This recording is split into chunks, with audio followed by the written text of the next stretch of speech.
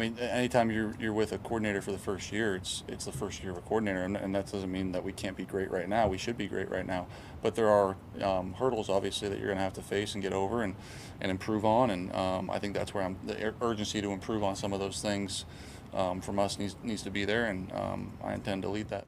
So Jared Goff is under some fire. He's under some fire, man. And offense is under fire, but he basically says that the first year under new offensive coordinator is usually tough.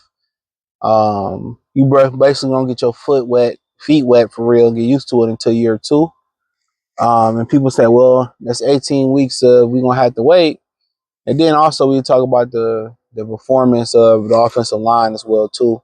All of them performed pretty bad, other than like Decker. I think Glasgow had an overall rating of 43 something by Pro Football Focus. Tate Ratledge was horrible as a rookie.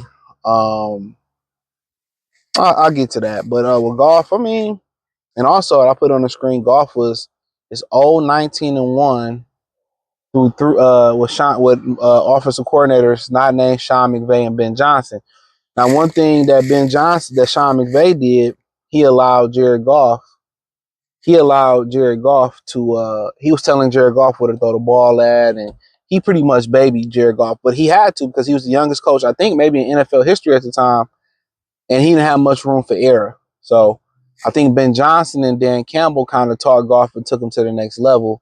But yesterday's performance, I don't believe was on Jared Goff. I mean, inside of that offensive line was horrible. Um, the Packers do a lot of stunts, and Zyford and those guys handled it pretty well last year. I think a lot of people, they should have kept Zyford and this, that. Mahogany played very, very well down the stretch last year. I mean, he played a hellified down the stretch. But the difference is, you replace five guys, you replace three guys, you know, uh, you know, from Zyford and from Ragnow and Glasgow. That's what Glasgow moved to center. That's one guy. He's a different guy. You insert Tate Ratledge. That's two.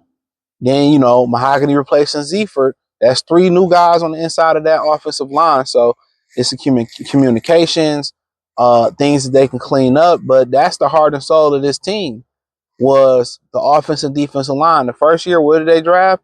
Offensive lineman. Next year, what's the first thing they drafted in the first round? Defensive end. So in reality, they build through the trenches, and if they don't dominate the trenches, they in trouble. So it's nothing that Goff could have done. You know, um, I think the offensive coordinator did the best he could. He called run plays to get those guys going. He called, a lot of screens to get the ball out their hands. And ultimately, they just didn't have the time. So people saying throwing it down the field, he didn't have the time to do it. You got to understand the most irritating pressure is the pressure that you get in the middle. It's the pressure that you get in your face. So all that pressure that you get in your face, or at least around the edge off the tackles, you got an opportunity to make an adjustment. In the middle of the defense is the most disruptive pressure that you can get.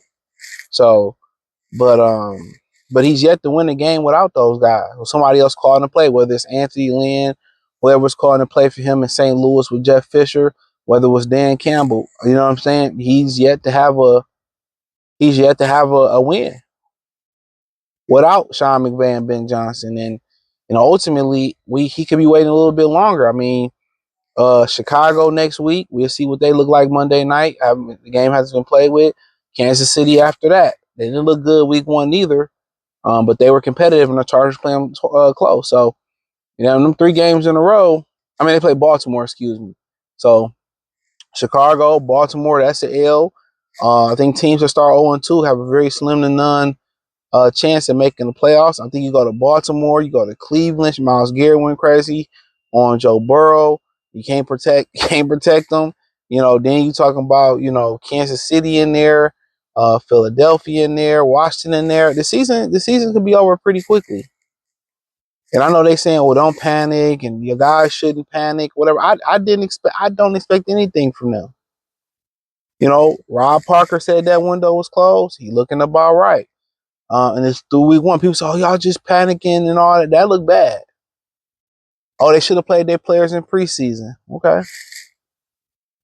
That looked really, really bad.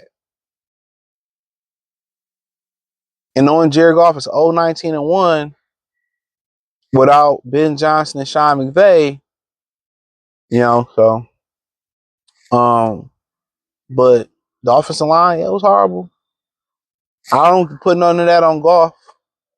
Even the pick was pressure right in his face.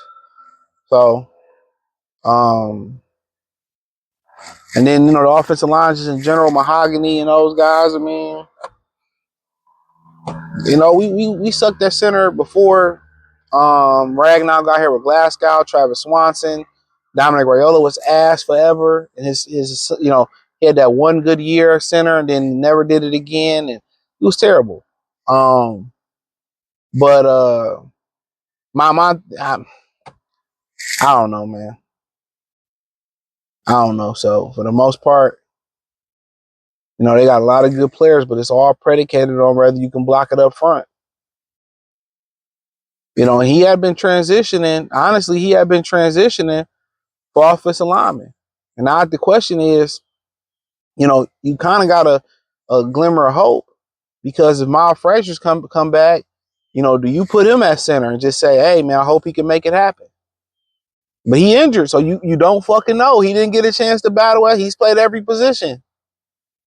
So really, once again, this shit comes back and bites you in your ass. So they had contingency plans for center. Tate Rattlers was trained to be a center at the University of Georgia. He played a lot of center in practice, so he knows how to play the center positions why they picked him. Miles Frazier played every position in college football at LSU and somewhere else. Graham Glasgow was the backup center. He played center before Ragnar took over. So they had 3 contingency plans. Unfortunately, one of them, Miles Frazier, it's a Brad Holmes tradition. He's already injured.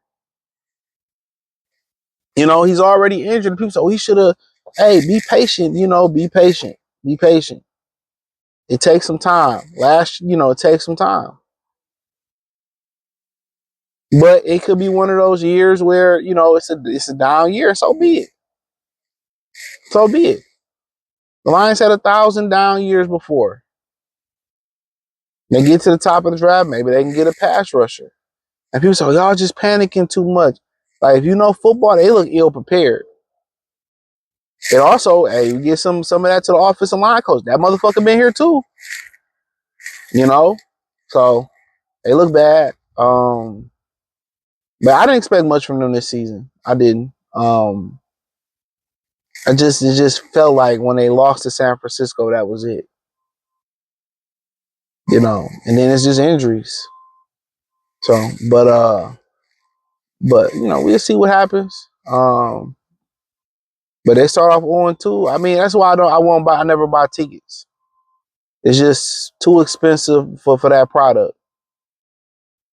And I don't like people. So, especially at Ford Field. So we'll see what happens. But is it panic time? I'll let y'all. I just, they started off slow last year, but they won. And then Tampa started off slow. They lost. So we'll see what happens. But for the most part, people calling for Dan Campbell's job and he might be in trouble. He might be in trouble. But ultimately, before he get fired, let me say this, before he get fired, I'd say the biggest problem, Brad Holmes' inability to draft durability.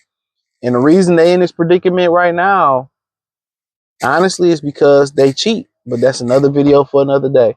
Thumbs up the video, share the video, subscribe to the channel. The subscribe button is the bell icon button. Hit all notifications, increase your chance, get notifications. We go live and drop video. Appreciate the love, support. Let me know what you girls and guys think in the comment section. Peace.